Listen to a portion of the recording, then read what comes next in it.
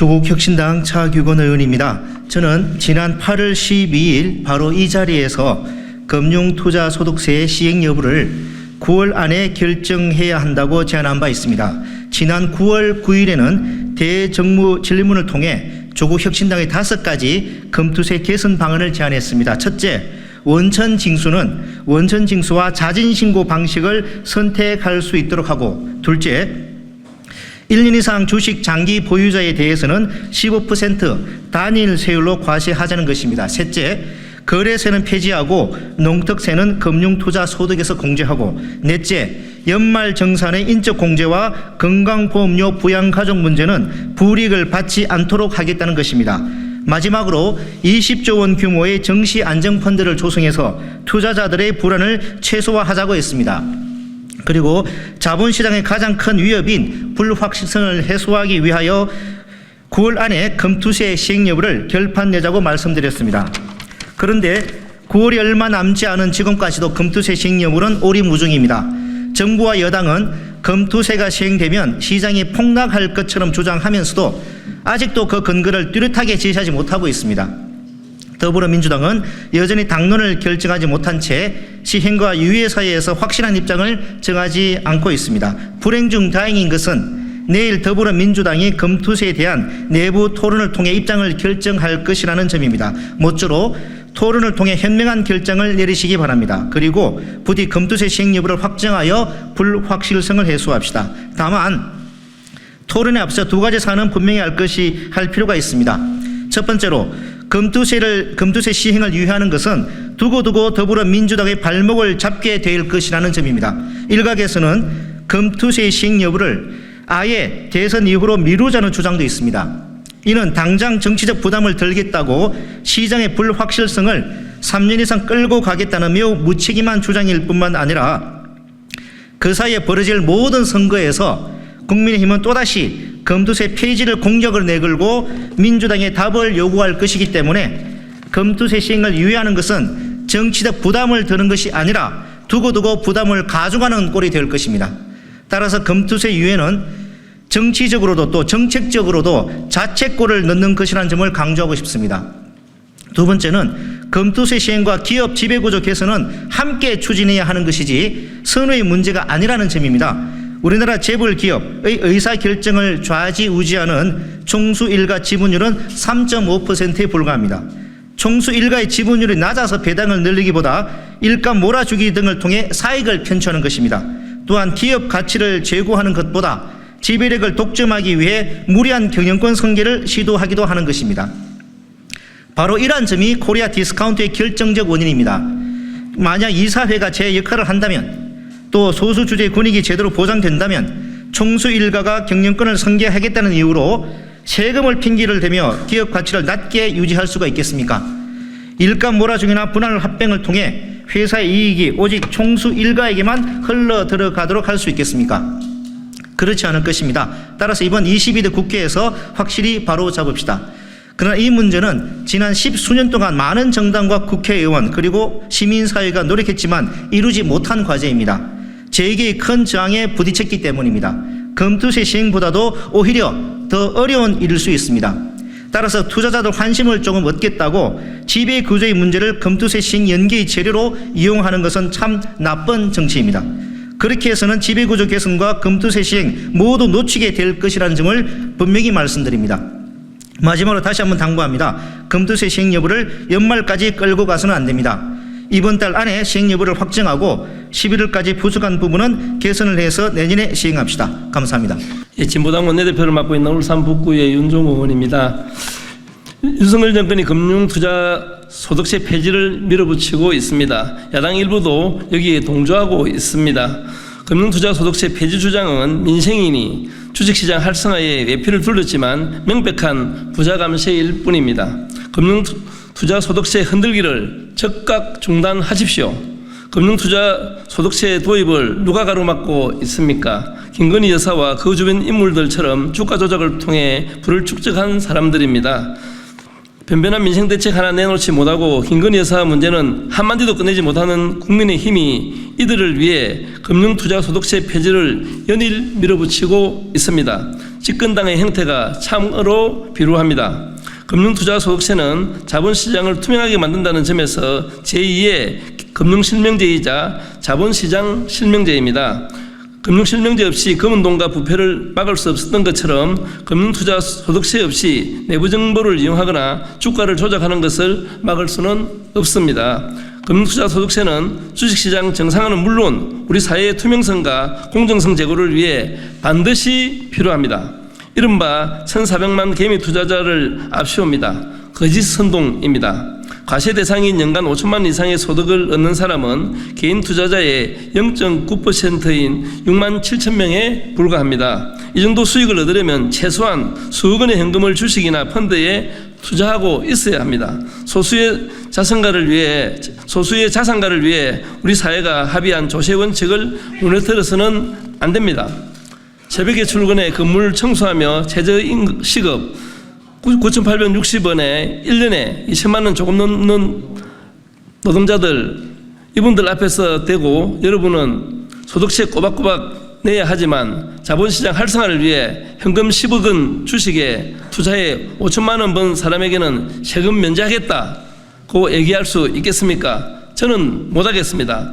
정치는 도대체 누구를 위해 존재합니까? 금융투자소득세는 어떤 거창한 이념에 입각한 가격한 개혁이 아닙니다. 땀을 일하는 평범한 사람들의 상식에 맞는 세제를 운용하자는 그뿐입니다. 자본소득에 대한 특혜를 줄 이유가 없습니다. 진보당은 금융투자소득세 시행을 강력히 촉구합니다. 감사합니다. 금융투자소득세 내년 시행을 앞두고 분출했던 찬반 의견을 유심히 지켜봐 왔는데 전혀 근거 없는 반대론이 만만치 않게 퍼져 있다는 것을 확인했습니다. 금투세 도입되면 기관 투자자, 외국인, 사모펀드에 비해 국내 개미들이 상대적 피해를 본다는 형평성 문제 제기가 대표적인 것입니다. 모두 터무니없는 이야기지만 SNS를 포함한 전체 여론지형 안에서는 상당히 근거가 있는 것처럼 세를 얻어 퍼져나갔습니다. 최근에 가장 유행하는 반대로는 그동안 도입되지 않았던 상장주식 양도소득세 부과로 이른바 주식시장의 큰손들이 떠나면 시장이 하락하면서 개미들도 결국 피해를 입을 것이라는 주장입니다. 저는 이 주장 역시도 근거가 빈약하다고 생각하지만 서로 근거가 있다고 해도 그것이 곧바로 금투세 폐지나 유예의 근거가 될 수는 없다고 생각합니다. 다른 모든 나라에서 금융투자 소득에 대해서 여하한 형태로든 세금이 부과된다는 점을 고려했을 때 큰손들이 이탈한다면 그 근본 이유가 과연 금융투자 소득세 때문인지 우리나라 주식시장 전체의 투자 매력도 때문인지는 너무나 자명한 사실 아니겠습니까? 시가총액 기준 13위에 랭크된 대한민국 주식시장이 언제까지 세계 주요국 가운데 유일하게 소득세를 부과하지 않는 일종의 규제 차익으로 투자자에게 어필해야 하는 그런 시장이어야 하겠습니까? 아니면 코리아 디스카운트의 근본 원인을 고쳐서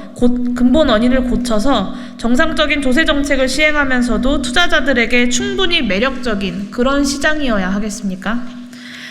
최근 더불어민주당 지도부의 잇따른 시행 유예 시사 발언에 대해서도 고언합니다. 특정 조세의 시행 유예라는 것은 예외적인 상황에서만 취하는 조치이고 특히 유예 기간이 끝나면 더 이상 시행 여부에 대한 불확실성이 없어야 하는 그런 입법적 결단입니다. 그런데 이미 금융투자소득세 한 번 시행을 유예했고 이제 내년 시행을 앞둔 현재 상태가 과연 그런 예외적 상황입니까?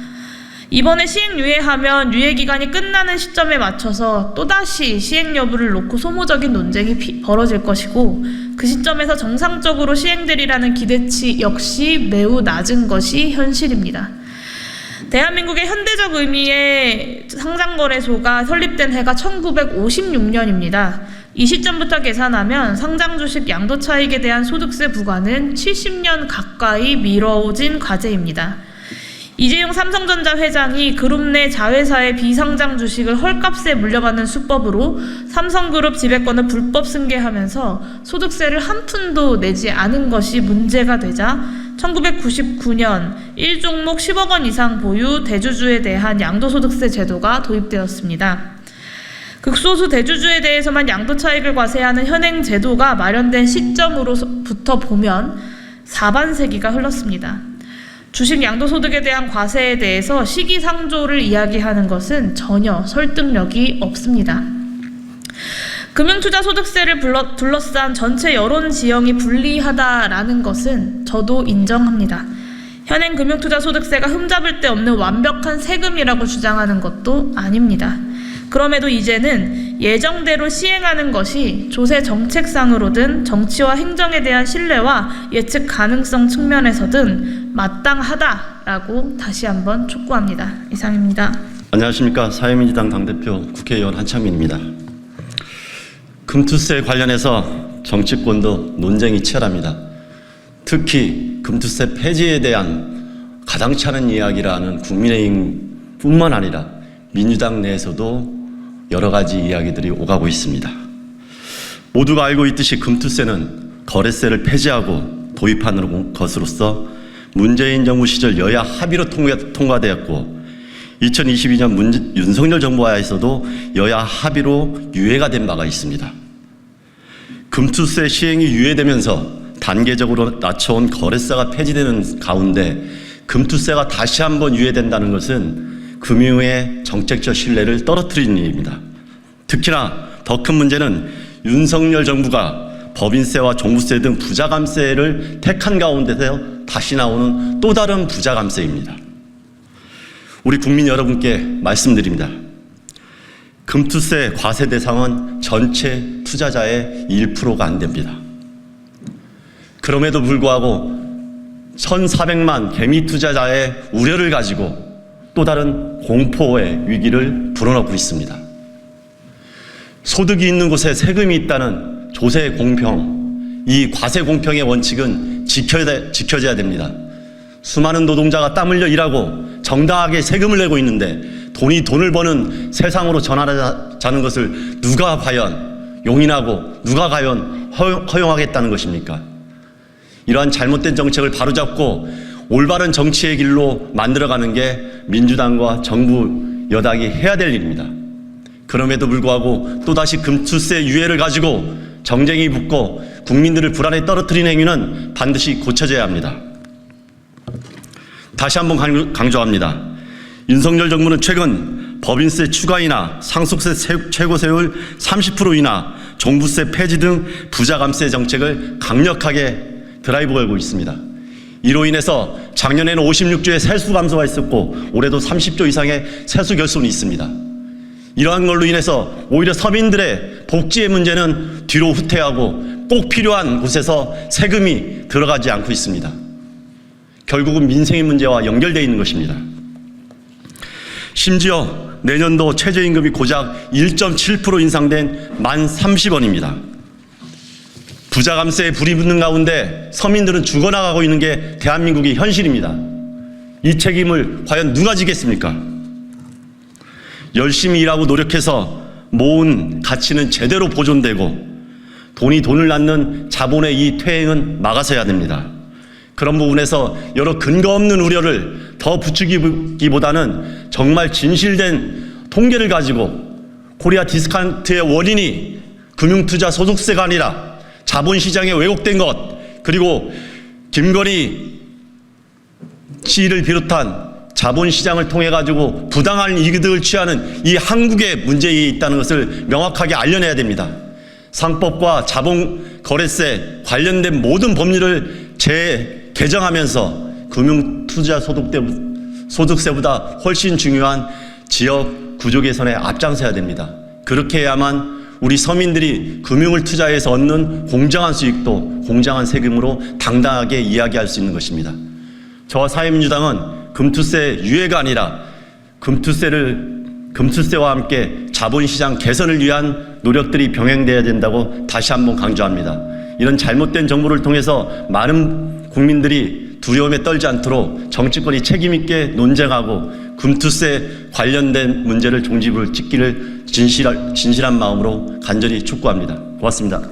안녕하십니까. 참여연대 조세조정교육센터 신승근 소장입니다. 참여연대 조세조정교육센터의 2024년 세법 개정안 국민여론조사에 따르면 윤석열 정부의 금투세 폐지 방안에 반대하는 응답은 46%로 절반 가까이 나타났습니다. 5월 말에 조사한 여론조사에서는 주식투자 소득에 과세하지 않는 정책에 반대한다는 응답이 57%로 과반을 넘기기도 했습니다. 국회 예산정책처의 추산에 따르면 금투세가 도입되면 2025년부터 3년간 4.3조 원의 세수가 더 거치게 됩니다. 금투세를 둘러싼 유예 폐지 완화 논란은 수조 원의 세수 감소를 불러오고 주식시장의 혼란만을 가중할 뿐입니다. 그런데도 정부 여당은 하루가 멀다 하고 부자 감세 정책만 발표하고 있고 제1야당인 민주당은 13조 원의 민생회복지원금 지급을 추진하면서 이미 시행에 예정되어 있는 금투세를 두고 당내 토론을 개최한다고 합니다. 만약 금투세 시행을 위해 보완할 점이 있었다면 2년간의 충분한 유예기간 동안 해두었어야 합니다. 그런데 시행을 불과 몇 달 앞두고 새로운 제도를 도입하는 것처럼 무책임한 논의만 하는 모습이 실망스럽기만 합니다. 공정과세를 위해 당연히 도입돼야 하고 이미 국회에서 합의한 금투세마저 시행하지 못하면서 도대체 어떤 돈으로 부자 감세한 재원을 메꾸겠다는 것인지, 어떻게 재원을 마련해서 민생 경제를 회복하겠다는 것인지 알 수가 없습니다. 국가는 올바른 조세윤리 구현에 앞장서야 하며 형평성을 중시하는 조세 정책이 조세법에 반영되어야 하므로 정치인들이 당대의 정치적 유불리만 고려하면 국가재정의 근간을 그르친다는 조세법학자의 조언을 잊어서는 안 될 것입니다. 이상입니다.